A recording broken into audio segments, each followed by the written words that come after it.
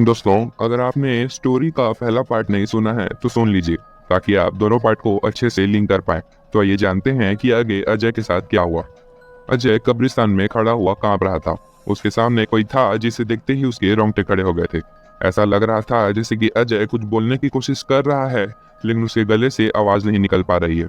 वो धीरे धीरे पीछे हटने लगा। उसके हाथ पैर कांप रहे थे।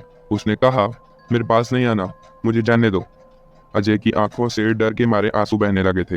वो पीछे हटता गया, लेकिन अचानक उसके पैरों के पीछे एक पत्थर आ गया, जिससे टकराकर वो नीचे गिर पड़ा। उसने दोबारा उठने की कोशिश की, लेकिन उससे पहले ही उसका शरीर दो टुकड़ों में बट गया। दूसरी तरफ श्याम को याद आया कि उसने अजय को कब्रिस्तान के बारे में बताया ही नहीं। वो बहुत डर गया और अपने एक दोस्त की बाइक लेकर तुरंत घर जाने के लिए निकल पड़ा। वो बस यही प्रार्थना कर रहा था कि अजय को कुछ हो न जाए। जब वो कब्रिस्तान जाने वाले रास्ते के पास पहुंचा तो उसने अपनी बाइक को वहां पर खड़े हुए देखा और मानो डर के मारे उसकी सांसें अटक गई हो। उसने आसपास देखा, अजय वहां नहीं था। उसने उसे आवाज भी लगाई, लेकिन उससे जवाब मिलता भी कैसे। वो बहुत ज्यादा डर गया था। उसके मन में गलत ख्याल आ रहे थे। उसने सोचा कहीं वो कब्रिस्तान की तरफ तो नहीं चला गया। ये सोचते ही उसके मन में और डर बैठ गया। उसने तुरंत बाइक ली और कब्रिस्तान की ओर चला गया। उस वक्त उसके दिमाग में अजय की सुरक्षा थी। वो खुद की जिंदगी की परवाह किए बिना कब्रिस्तान पहुंच गया और बिना सोचे समझे अंदर भी चला गया। लेकिन जो उसने देखा वो दृश्य उसने कभी सपने में भी नहीं देखा होगा। श्याम ने देखा कि अजय की लाश वहीं दो टुकड़ों में कटी पड़ी थी। उसकी आंखें भी फूट चुकी थी। श्याम की तो जैसे दुनिया ही पलट गई। वो जोर जोर से चीख चीख कर रोने लगा और अपने बेटे को पुकारने लगा। करीब 10 मिनट के बाद जब वो थोड़ा शांत हुआ तो उसने आसपास देखा। वहां पर कोई नहीं था। तभी उसने सुना, बाबा। वो आवाज अजय की थी। श्याम को ऐसा लगा जैसे कि अजय ही उसे पुकार रहा है। श्याम अपना होश खो बैठा और उसने उस पुकार का जवाब देते हुए कहा, हाँ अजय, कहाँ है बेटा। उसके इतना बोलते ही न जाने उसे क्या हुआ कि वो एकदम से चुप सा पड़ गया।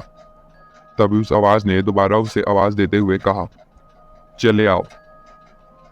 जैसे ही श्याम ने वो आवाज सुनी, वो उठा, खड़ा हुआ और अपने बेटे की लाश की ओर आने लगा।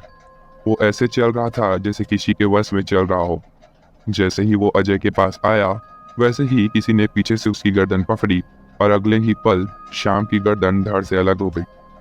उसका बाकी का शरीर भी दो टुकड़ों में कटकर गिर गया। बाप बेटे की लाशें वहीं पड़ी रहीं।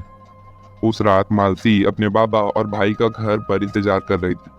रात भर जब वो लोग नहीं आए तो अगले दिन उसने उनके बारे में पता करने के लिए अपने पड़ोस वाले काका को भेजा, लेकिन उन्होंने आकर बताया कि अजय और श्याम रात को ही घर के लिए निकल गए थे।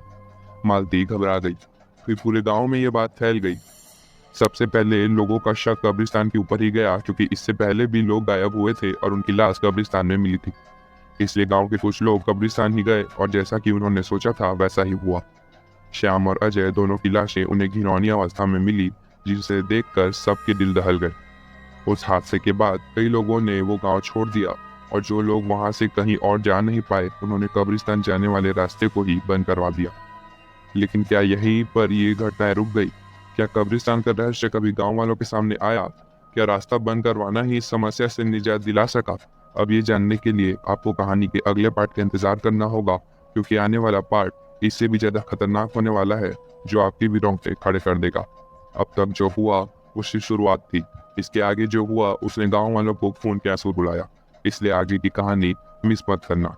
ऐसा ना हो, इसके लिए जल्द से जल्द चैनल को सब्सक्राइब कर दीजिए ताकि अगले पार्ट का नोटिफिकेशन आपको सबसे पहले मिले।